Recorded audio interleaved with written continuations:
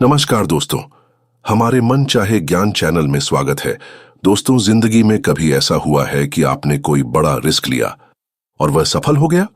लोग आपको जीनियस कहने लगे, आपकी तारीफों के पुल बांधने लगे और आप भी मानने लगे कि हाँ, मैं वाकई में कमाल हूं। लेकिन क्या आपने कभी सोचा कि शायद ये आपकी स्किल नहीं बल्कि किस्मत का खेल था? दुनिया में लाखों लोग हैं जो दिन रात मेहनत करते हैं, सही फैसले लेते हैं, फिर भी सफल नहीं होते। और कुछ लोग बस एक सही समय पर सही जगह पर होते हैं और स्टार बन जाते हैं। आज हम जानेंगे कि कैसे हम अक्सर अपनी सफलता में किस्मत के रोल को कम आंकते हैं और खुद को धोखा देते हैं। और सबसे जरूरी, कैसे हम इस रैंडमनेस के जाल से बच सकते हैं ताकि हमारी सफलता सिर्फ किस्मत की मेहरबानी न होकर हमारी असली काबिलियत पर टिकी हो। कल्पना कीजिए, आपने शेयर मार्केट में एक छोटा सा निवेश किया और कुछ महीनों में आपकी रकम 5 गुना हो गई। दोस्तों ने आपको जीनियस इन्वेस्टर कहना शुरू कर दिया। लेकिन क्या यह आपकी काबिलियत थी या बस किस्मत का खेल? यही सवाल उठाता है दोस्तों इस बुक के 5 चैप्टर में बनाया गया है और हर एक चैप्टर के आखिर में आपको सीख मिलेगी। तो दोस्तों, आखिर तक देखिए। नसीम निकोलस टलेब की किताब फूल्ड बाय रैंडमनेस, और जवाब आपको चौंका देगा। तो चलिए शुरू करते हैं। Chapter 1, if you're so rich why aren't you so smart. शुरुआत एक कहानी से होती है। कल्पना कीजिए एक आदमी, राजेश, जिसने पिछले 5 साल में शेयर मार्केट में इतना पैसा कमाया कि अब वह शहर में सबसे महंगे घर में रहता है, लग्जरी कार चलाता है और हर पार्टी में उसकी चर्चा होती है। लोग कहते हैं, राजेश जी का दिमाग कमाल का है, ये मार्केट को समझते हैं, इनसे सीखो। लेकिन हकीकत, शायद राजेश ने बस सही समय पर सही दांव लगा दिया और किस्मत उसका साथ दे गई। लेखक पहले चैप्टर में समझाते हैं कि हम अक्सर अमीर और सफल लोगों को देखकर यह मान लेते हैं कि वे स्मार्ट हैं, लेकिन कई बार उनकी सफलता रैंडमनेस यानी किस्मत की वजह से होती है, न कि असाधारण स्किल की वजह से। समस्या यह है कि हमारा दिमाग हमेशा कारण ढूंढता है और जब कोई अमीर है तो हम तुरंत मान लेते हैं कि उसने कुछ सुपर इंटेलिजेंट किया होगा। सर्वाइवरशिप बायस की शुरुआत। इस अध्याय में लेखक एक महत्वपूर्ण कॉन्सेप्ट का बीज बोते हैं, सर्वाइवरशिप बायस। उदाहरण के तौर पर, शेयर मार्केट में हजारों लोग ट्रेडिंग शुरू करते हैं। कुछ समय बाद आधे लोग बाहर हो जाते हैं, फिर बचने वालों में से कुछ और बाहर हो जाते हैं। लेकिन जो बच जाते हैं, उन्हें देखकर हमें लगता है कि वे स्किलफुल हैं, जबकि असल में वे बस लकी सर्वाइवर्स हो सकते हैं। क्यों हम आसानी से धोखा खा जाते हैं? मानव दिमाग अनिश्चितता को पसंद नहीं करता। हमें साफ सुथरी कहानियां चाहिए होती हैं। इसलिए जब हम देखते हैं कि कोई बहुत अमीर है, हम उसके सफर को कड़ी मेहनत, सही फैसले और शानदार रणनीति की कहानी में बदल देते हैं, जबकि इसमें एक बहुत बड़ा हिस्सा रैंडमनेस का हो सकता है। लेखक का अपना अनुभव। लेखक खुद एक ट्रेडर रहे हैं। उन्होंने देखा कि बहुत से लोग मार्केट में लगातार जीत रहे थे और सब उन्हें जीनियस कह रहे थे। लेकिन कुछ साल बाद वही लोग एक बड़े क्रैश में सब कुछ गंवा बैठे। तब लेखक ने महसूस किया कि जीतना हमेशा स्किल का सबूत नहीं है। कभी कभी आप बस किस्मत से सही साइड पर खड़े होते हैं। छिपा हुआ खतरा। पहले चैप्टर का बड़ा सबक यह है, अगर आप अपनी सफलता को 100% अपनी स्किल का नतीजा मान लें और किस्मत के रोल को नजरअंदाज करें, तो आप बड़े रिस्क में पड़ सकते हैं। क्योंकि अगली बार जब किस्मत साथ नहीं देगी, तो वही रणनीति आपको बर्बाद कर सकती है। लेखक कहते हैं, हमें किसी के निर्णय को उसके नतीजे से नहीं, बल्कि उसकी प्रक्रिया, प्रोसेस से जज करना चाहिए। हो सकता है किसी का सही फैसला भी एक बार फेल हो जाए और किसी का बेकार फैसला एक बार सफल हो जाए। यही रैंडमनेस का खेल है। अगर सफलता में किस्मत का इतना बड़ा रोल है, तो क्या हम अपनी जिंदगी और फैसलों में रैंडमनेस को कंट्रोल कर सकते हैं? और अगर हां, तो कैसे? इसका जवाब अगले चैप्टर में लेखक हमें चौंकाने वाले तरीके से देंगे। चैप्टर 2, एक अजीब तरह की गिनती करने का तरीका। इस अध्याय की शुरुआत सोच को झकझोरने वाली कहानी से होती है। मान लीजिए एक ट्रेडर, मोहित, साल की शुरुआत में 10 लाख रुपए लेकर मार्केट में ट्रेडिंग करता है। पहले 3 महीने में उसका अकाउंट 15 लाख हो जाता है। वह खुश है, दोस्तों को पार्टी देता है। अगले 2 महीने में उसका अकाउंट 9 लाख पर आ जाता है। लेकिन मोहित फिर भी कहता है, कोई बात नहीं, मैं तो 5 लाख कमा चुका हूं। असल में वह कुल घाटे को अनदेखा कर रहा है और सिर्फ पहले हुए मुनाफे को याद रख रहा है। यही है वह अजीब अकाउंटिंग तरीका जिसकी बात लेखक इस चैप्टर में करते हैं। हमारा दिमाग और मेंटल अकाउंटिंग लेखक बताते हैं कि हम इंसान, खासकर इन्वेस्टर्स और ट्रेडर्स, अपने नतीजों को सीधे और साफ तरीके से नहीं गिनते। हम मेंटल अकाउंटिंग करते हैं, यानी दिमाग में खुद की बनाई हुई गिनती, जो सच्चाई से अलग होती है। अगर हमने पहले बड़ा मुनाफा किया हो तो बाद के घाटे को छोटा समझते हैं। अगर पहले घाटा हुआ हो तो बाद का छोटा मुनाफा भी हमें बड़ा लगता है।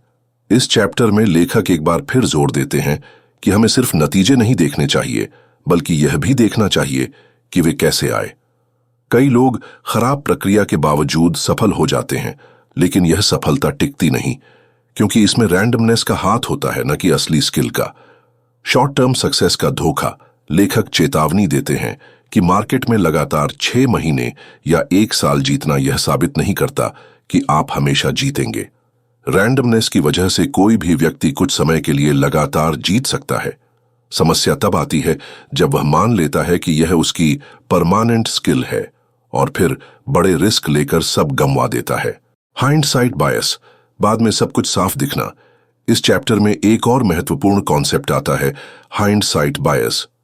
जब हम पीछे मुड़कर देखते हैं तो हमें लगता है कि यह तो होना ही था, मैंने पहले से अंदाजा लगाया था। लेकिन हकीकत में उस समय हमारे पास यह निश्चित जानकारी नहीं होती, यानी हम खुद को यह विश्वास दिला देते हैं कि हमने सही प्रेडिक्शन किया, जबकि असल में वह सिर्फ किस्मत थी। लेखक का अनुभव। लेखक ने कई बार देखा कि कुछ ट्रेडर्स किसी एक बड़े सौदे से करोड़पति बन गए और फिर उसी कॉन्फिडेंस में बड़े बड़े रिस्क लेकर कंगाल हो गए, क्योंकि वे यह मान बैठे थे कि अगर पहले जीत सकते हैं तो हमेशा जीतेंगे, जबकि असल में उनका पहला सौदा बस रैंडमनेस का नतीजा था। सीख, रियलिस्टिक सेल्फ असेसमेंट। इस चैप्टर का संदेश साफ है, अपने नतीजों को सही तरीके से मापना सीखो। सिर्फ मुनाफा देखकर खुश मत हो, यह भी देखो कि वह मुनाफा कैसे आया। रैंडमनेस और स्किल का फर्क समझो। लंबी अवधि के नतीजों के आधार पर खुद का मूल्यांकन करो, न कि छोटी अवधि की जीत पर। अगर हमारे दिमाग में इतनी खामियां हैं और हम खुद को ही धोखा दे देते हैं, तो क्या कोई तरीका है जिससे हम रैंडमनेस को पहचान कर उसका फायदा उठा सकें, बजाय इसके शिकार बनने के? यही जवाब लेखक अगले अध्याय में एक चौंकाने वाली थ्योरी के साथ देंगे। Chapter 3, a mathematical meditation on history. शुरुआत। सोच को झकझोर देने वाला सवाल होती है। मान लीजिए आप एक छोटे शहर में रहते हैं। वहां एक बुजुर्ग हैं जो पिछले 10 साल से लगातार हर साल के शेयर मार्केट का सही अंदाजा लगाते हैं। कब गिरेगा, कब बढ़ेगा, सब सही। शहर में लोग उन्हें मार्केट के बाबा कहते हैं और सब उनसे सलाह लेते हैं। अब सवाल, क्या यह उनकी असाधारण भविष्यवाणी करने की क्षमता है या बस गणितीय संभावना का खेल, संभावना का जादू, कॉइन फ्लिप एक्सपेरिमेंट? लेखक इस चैप्टर में एक बहुत दिलचस्प विचार बताते हैं। अगर 10,000 लोग एक सिक्का उछालने का खेल शुरू करें और जो गलत अनुमान लगाए वह बाहर हो जाए, तो लगभग 10 बार के बाद बस एक ही व्यक्ति बचेगा जिसने हर बार सही अनुमान लगाया होगा। क्या इसका मतलब यह है कि वह व्यक्ति सिक्का उछालने में एक्सपर्ट है? नहीं, यह सिर्फ गणितीय संभावना का नतीजा है। सर्वाइवरशिप बायस का असली चेहरा। यहां लेखक गहराई से बताते हैं कि हम अक्सर सिर्फ सफल बचे हुए लोगों को देखते हैं और उनके बारे में कहानियां बनाते हैं। मार्केट में हजारों ट्रेडर्स होते हैं। समय के साथ कई बाहर हो जाते हैं और कुछ बच जाते हैं। फिर हम उन बचे हुए पर किताबें लिखते हैं, उनकी रणनीतियां फॉलो करते हैं और मान लेते हैं कि उनकी सफलता स्किल की वजह से है, जबकि इसमें किस्मत का बहुत बड़ा हाथ हो सकता है। इतिहास का झूठा आत्मविश्वास। लेखक कहते हैं कि इतिहास में भी यही होता है। हम उन युद्धों, बिजनेस और लीडर्स की कहानियां पढ़ते हैं जो सफल हुए, लेकिन हमें उन असफल प्रयासों की कहानियां नहीं मिलती जो उतने ही अच्छे थे लेकिन रैंडमनेस की वजह से असफल हुए। इसलिए हमारा इतिहास अधूरा और पक्षपाती होता है। क्यों हम आसानी से धोखा खा जाते हैं? हमारा दिमाग कहानी पसंद करता है। हम रैंडम घटनाओं को भी एक तार्किक कथा में ढाल लेते हैं। इससे हमें लगता है कि हम दुनिया को समझते हैं, जबकि असल में हम अधूरी जानकारी पर फैसले ले रहे होते हैं। लेखक का अपना अनुभव। लेखक बताते हैं कि उन्होंने वॉल स्ट्रीट पर कई ऐसे सुपरस्टार ट्रेडर्स देखे जो सालों तक जीतते रहे और फिर एक दिन में सब कुछ खो बैठे।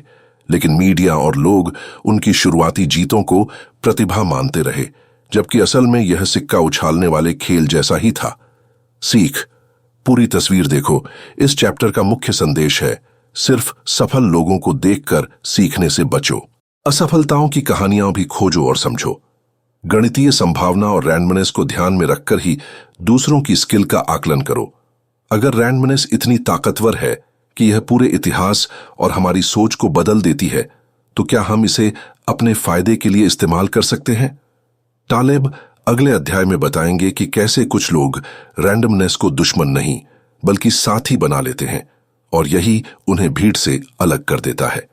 Chapter 4, randomness, luck and probability. शुरुआत एक सोच बदलने वाली घटना से होती है।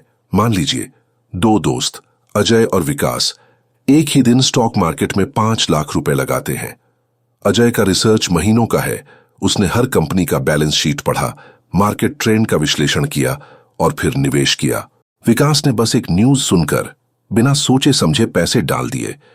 3 महीने बाद विकास का पैसा 2 गुना हो गया और अजय को मामूली नुकसान हुआ। अब लोग किसे जीनियस मानेंगे? विकास को। लेकिन सच्चाई, यह किस्मत और रैंडमनेस का खेल था। लेखक का पॉइंट, नतीजे धोखा दे सकते हैं। इस अध्याय में लेखक बताते हैं कि हम अक्सर आउटकम, नतीजे को देखकर किसी की स्किल का अंदाजा लगाते हैं, जबकि हमें प्रोसेस, निर्णय लेने की प्रक्रिया पर ध्यान देना चाहिए। कभी कभी बुरी प्रक्रिया से भी अच्छा नतीजा आ सकता है और अच्छी प्रक्रिया से भी बुरा नतीजा। प्रोबेबिलिटी को नजरअंदाज करने की आदत हमारी दिक्कत यह है कि हम संभावना, प्रोबेबिलिटी की भाषा में सोचने के आदी नहीं है। अगर किसी को 10 में से 8 बार सफलता मिली तो हम तुरंत उसे जीनियस मान लेते हैं, लेकिन यह नहीं सोचते कि क्या वह सफलता लंबे समय तक टिकेगी या सिर्फ रैंडम चांस था। लेखक कहते हैं, मार्केट में सफलता को समझने के लिए हमें संभावनाओं के खेल की मानसिकता अपनानी होगी, न कि कहानी सुनने वाली मानसिकता। इस चैप्टर में एक महत्वपूर्ण कॉन्सेप्ट आता है, नॉइज वर्सेस सिग्नल। पहला, नॉइज, वह डेटा या परिणाम जो बस रैंडम उतार चढ़ाव है और जिसका कोई स्थायी मतलब नहीं। दूसरा, सिग्नल, वह असली स्थायी पैटर्न या कारण जो लंबे समय तक असर डालता है। समस्या यह है कि लोग नॉइज को ही सिग्नल मान लेते हैं और फिर गलत फैसले करते हैं। लेखक का अनुभव। लेखक अपने ट्रेडर दिनों का एक किस्सा बताते हैं। एक बार उन्होंने देखा कि एक ट्रेडर एक हफ्ते में करोड़ों कमा गया। मीडिया ने उसे नया मार्केट किंग कह दिया, लेकिन लेखक ने उसके सौदों का विश्लेषण किया और पाया कि उसने बस एक हाई रिस्क बेट लगाया था जो किस्मत से सही निकल गया। कुछ महीनों बाद वही ट्रेडर दिवालिया हो गया। सीख, किस्मत के रोल को मानो। इस अध्याय का संदेश साफ है, अपने नतीजों में किस्मत का रोल स्वीकार करो। छोटी अवधि की जीत से भ्रमित मत हो, लंबे समय के पैटर्न और प्रक्रिया को प्राथमिकता दो। अगर हम इतनी आसानी से नॉइज और सिग्नल में फर्क नहीं कर पाते, तो क्या कोई तरीका है जिससे हम असली पैटर्न पहचान कर सही फैसले ले सकें?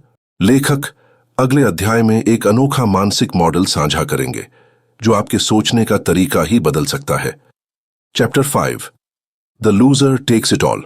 शुरुआत एक चौंकाने वाली सच्चाई से होती है।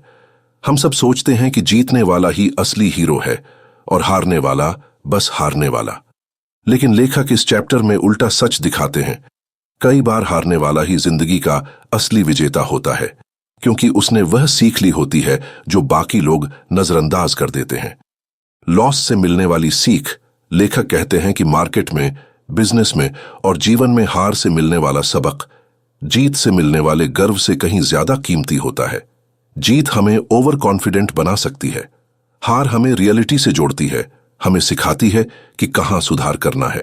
सर्वाइवरशिप बायस का आखिरी सबक। पूरी किताब में बार बार आया हुआ कॉन्सेप्ट यहां अपने चरम पर आता है। सिर्फ सफल लोगों को देखकर मत सीखो, बल्कि असफल हुए लोगों की कहानी और गलतियों को भी समझो। ये गलतियां दोबारा न करने का सबसे अच्छा तरीका है। रैंडमनेस को स्वीकार करना, लेखक इस आखिरी चैप्टर में जोर देते हैं।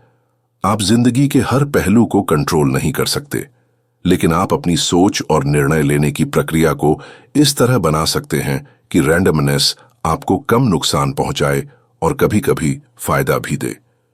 Risk management. असली स्किल रिस्क को पूरी तरह खत्म नहीं किया जा सकता, लेकिन उसे मैनेज किया जा सकता है। हर कदम पर सोचो, अगर किस्मत मेरे खिलाफ हो गई तो क्या होगा? ऐसा फैसला लो जो बुरी किस्मत में भी आपको बर्बाद न करे। लेखक का अंतिम मैसेज। लेखक का कहना है, जज yourself not by how often you win, but by how well you can survive. यानी खुद का मूल्यांकन इस आधार पर करो कि आप कितनी बार जीतते हो, नहीं बल्कि इस पर कि बुरी परिस्थितियों में भी आप कितने समय तक टिक पाते हो। प्रैक्टिकल सुझाव, कैसे इस किताब की सीख को जिंदगी में अपनाएं। नंबर 1, आउटकम से ज्यादा प्रोसेस पर फोकस करें। सही सोच और प्लानिंग से लिया गया फैसला, चाहे वह एक बार फेल हो जाए, फिर भी सही है। नंबर 2, लक को मानें लेकिन उस पर निर्भर मत रहें। अगर जीत मिले तो सोचें किस्मत का कितना रोल था और क्या यह दोहराई जा सकती है। नंबर 3, सर्वाइवरशिप बायस से बचें। सिर्फ सफल लोगों की कहानियां मत पढ़ें, असफलताओं से भी सीखें। नंबर 4, रिस्क लिमिट तय करें। ऐसा रिस्क लें जिसे गलत साबित होने पर भी आप खड़े रह सकें। नंबर 5, प्रोबेबिलिटी में सोचना सीखें। हर फैसले के कई संभावित नतीजों को ध्यान में रखें, सिर्फ एक प्लान ए पर निर्भर न रहे।